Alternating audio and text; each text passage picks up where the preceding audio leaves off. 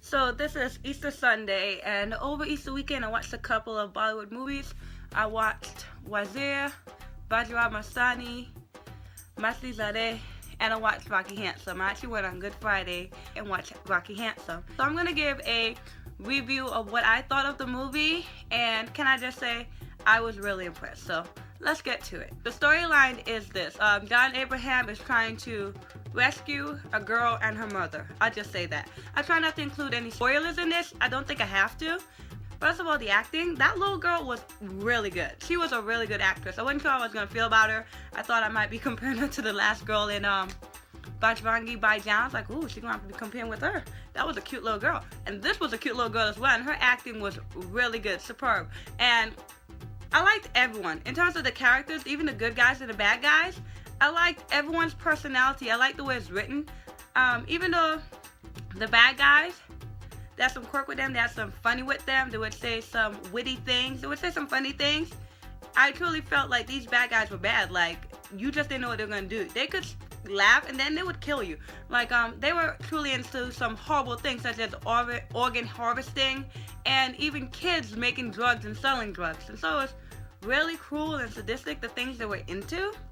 But I like the bad guys. I wouldn't say I like them as people, but I thought the personalities that they gave them was really good. They gave great acting performances. The little girl gave a great acting performance. And even John Abraham, I thought he did a great job acting. So I will say this. In terms of the movie, he's supposed to be like a mysterious guy. You don't know much about him. He's not supposed to give off too much emotion. It kind of give away too much about his personality. Do you get what I'm trying to say? So throughout the movie, he's kind of like stoic in a sense, okay? There's only about 3 scenes in which he gives off like a great amount of emotion. There's one in he's really in pain. There's another one where he's really sad. Even 2 in it. And there's another one he's like dejected. He's given up. And his acting was really good in that. But again, I thought he gave a great acting performance, but I don't think this was anything too different because there was only 3 scenes in which he had to really like show emotion in which to judge him. You went from something which it was kind of like this to something like this. And I thought he did a great job, don't get me wrong, but again, I might just be saying John Abraham is a handsome man. He's Johnny Handsome. But he did a great job. He really did. The writing of this movie was awesome. That writing was so good. All that dialogue was so good. Oh, even the police officers I liked in this movie. Even, they had small parts, but they had enough personality. They brought enough bang, they brought enough punch that I enjoyed seeing them as well. Oh my god. I'm sorry. I went back to the movie. So the acting was good. The writing was good. The storyline was good. Let's get to this action. Now, the action isn't... The movie isn't action-packed like I thought it was going to be, which is great because the action really doesn't kick in until the second half of the movie.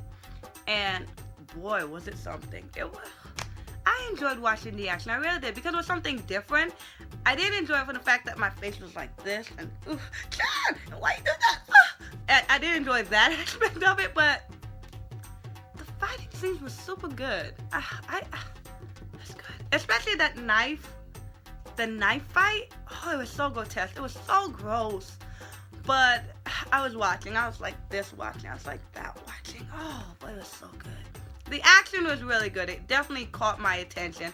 I thought it was something different.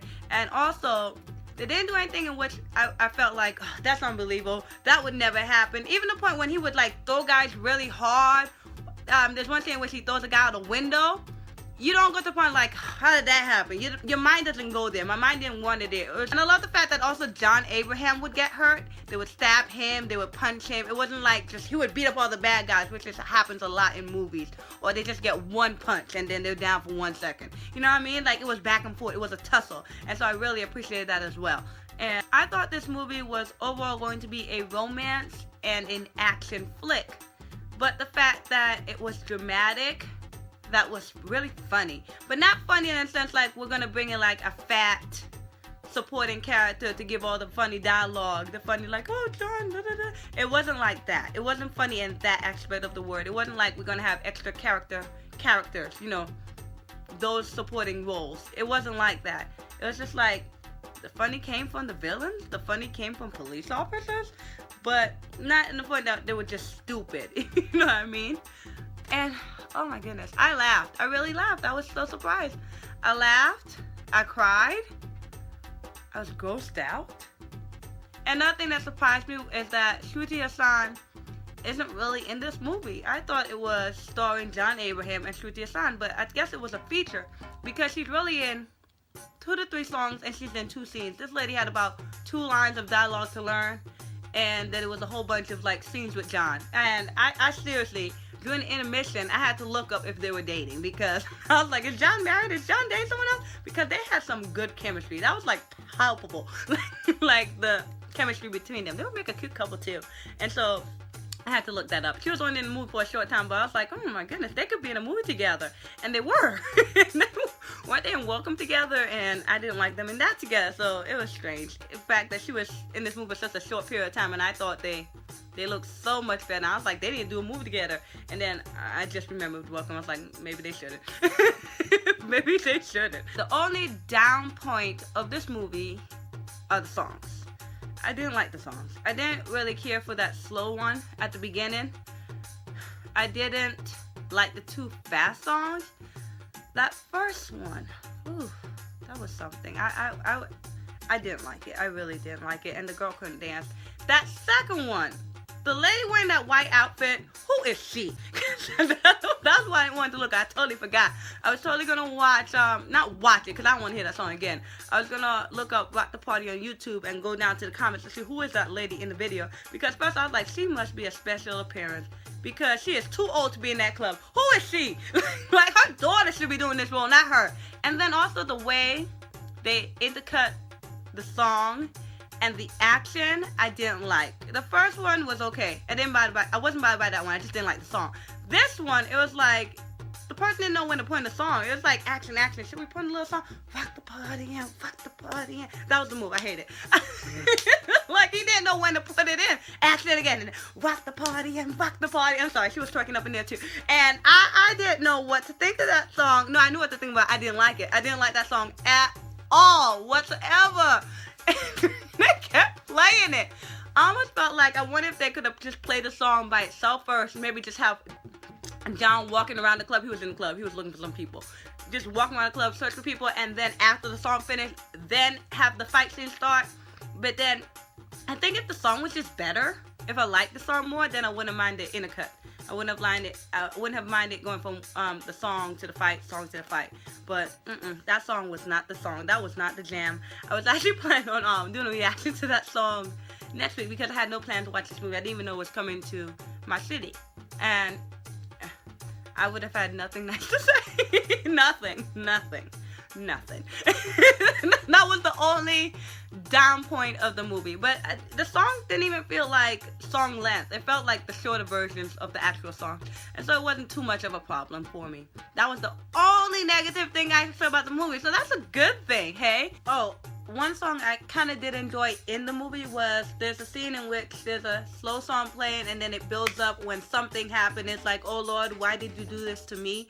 That's me paraphrasing, translation right there. That song plays and it really kicks in and it is super good at that moment, and John's crying and I'm crying, and I think that's the song I enjoyed the most in terms of the movie. But I know outside this movie I wouldn't watch it. And then actually it replays at the end, but it has different words. I believe it's the same song and it's also good again. It has impact again. It works. That was my favorite song in the movie. I thought it really worked towards the movie, but like I said, another song I wouldn't listen to. So let me tell you my experience. My experience was this. I was not planning on seeing this movie in theaters at all. But in February, I was planning to see Nia Jah. Nia Jah didn't come to my city. Okay, so March, I said I'm going to watch Dora La Song Ki Kahani. But the release date was moved down into later in the year. Then I said, okay, I'm going to watch Kapoor & Sons. Kapoor & Sons never came to my city. And so I said, I'll just go and see whatever comes out next. I thought it was just going to be Fan. I didn't know if they were going to show anything in between Fan because they had been promoting that for a while. And pops up on Thursday, Rocky Handsome. So I said, okay, I'll go and see it on Friday. That's the best day in which I can go watch Rocky Handsome. When I had watched the trailer, I thought it looked good. I had high hopes for the movie, but I felt like I could wait for the movie. I thought it might end up being a 3 out of 5 or 4 out of 5. And I could wait to watch it. It wasn't something I needed to see right away. It's not my cup of tea, but it might have been some good tea. It looked like it was going to be some good tea, so I could have waited to watch it. Okay, so now I have to pay for it, and I don't know how I feel about that, okay?